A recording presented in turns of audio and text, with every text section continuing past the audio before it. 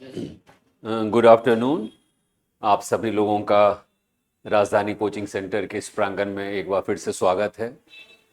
अचानक रिजल्ट आने के बाद दूसरी बार बीच में आने के पीछे का मुख्य उद्देश्य यह है कि बैच फिर से रन करना शुरू कर गया है और रन करने के बीच में यह पता चल रहा है कि इस आने वाले नए बैच के स्टूडेंट ने इंटरव्यू को बिल्कुल साधारण ढंग से देखने का प्रयास किया। उन लोगों ने अभी तक इंतजार किया कि पहले रिजल्ट आ जाएगा, उसके बाद हम इंटरव्यू का क्लास करेंगे। इंटरव्यू के संदर्भ में कुछ बात को समझना बहुत जरूरी है और इसी बात को समझाने के उद्देश्य से आपके पास हम फिर से उपस्थित हुए हैं। आप सभी लोग बहुत अच्छे ढंग से कुछ बात को जानते हैं, बिल्कुल अच्छे ढंग से जानते हैं कि साइकिलिंग टेस्ट जो कराया गया था उसमें नंबर ऑफ स्टूडेंट आप लोगों ने देखा 3498। स्किल टेस्ट में पहले भी समझा चुके थे कि स्किल टेस्ट में करके दिखाना होगा। आप लोगों ने, जो लोगों ने यहां से इंटरव्यू किया स्किल टेस्ट के संदर्भ में, उन लोगों ने वहां पर करके दिखाया। आप लोगों को उस समय भी बता दिए थे कि इसमें अलग से कुछ भी नहीं होगा और अलग से इसका रिजल्ट उस तरह से नहीं आएगा कि आपको फेल कर दिया जाए। तो आप लोगों ने शायद रिजल्ट देखा भी होगा कि केवल वैसे 269 स्टूडेंट को ही छांटा गया है जो एब्सेंट हुए हैं। अब इसके बाद एकदम अच्छे से समझ जाना है कि 3229 लड़के अब फाइनली इंटरव्यू के लिए आने वाले हैं और इन 3229 स्टूडेंट में से आप सभी लोग जानते हैं कि केवल 171 पद के अगेंस्ट लगभग 18 गुना रिजल्ट को दिया गया है। यानी कि इंटरव्यू कोई साधारण सी प्रक्रिया नहीं होगी। इसका मतलब है कि सबसे पहला पटना हाई कोर्ट के उस न्यूनतम शर्त को हमको पूरा करना होगा कि 20 नंबर का जो इंटरव्यू होगा उसमें पहले कम से कम 6 नंबर लाना। लेकिन क्या केवल 6 नंबर ला लेने से आप अंतिम रूप से चयनित हो जाएंगे?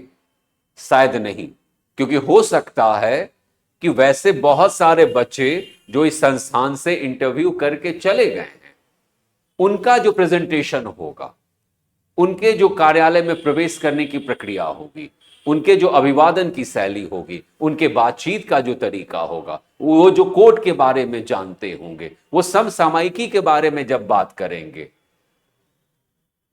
वो स्किल टेस्ट के बारे में जब उनसे पूछा जाएगा या साइकिलिंग आपको क्यों करवाया गया इसके बारे में जब पूछा जाएगा, तो शायद वह आपसे बेहतर जवाब दे पाएंगे।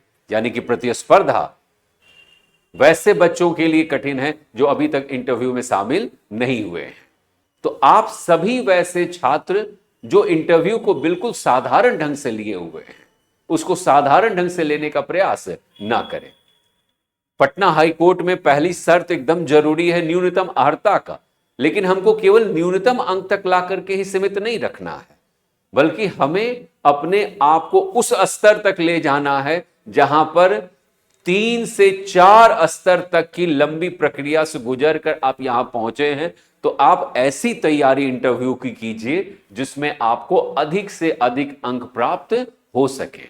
और अधिक से अधिक अंक प्राप्त होना बिल्कुल साधारण बात तब हो जाता है जब आप उसका अच्छे ढंग से प्रशिक्षण किसी प्रतिष्ठित वैसे अनुभवी संस्था या व्यक्ति से लेते हैं जो लगातार इस प्रकार के कार्यों को कराने का अनुभव रखते हैं। हमारा भी संस्थान इन्हीं चीजों में स्पेशलिस्ट है और लगातार कई बैच यहां चल रहे हैं, लगातार चल रहे हैं। आप जब इंक्वायरी के दौरान आकर के देखेंगे तो आपको महसूस होगा कि यह केवल प्रायोजित एडवर्टीजमेंट नहीं है कि आपको बुलाया जा रहा है। आप देख सकते हैं कि इंटरव्यू की प्रक्रिया चल रही है।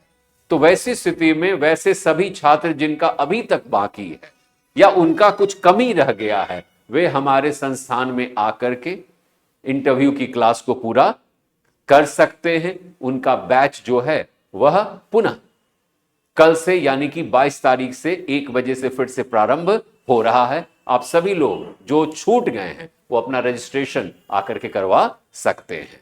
शेष विशेष जानकारी आपको क्लास में और संस्थान में उपलब्ध कराया जाएगा। Thank you.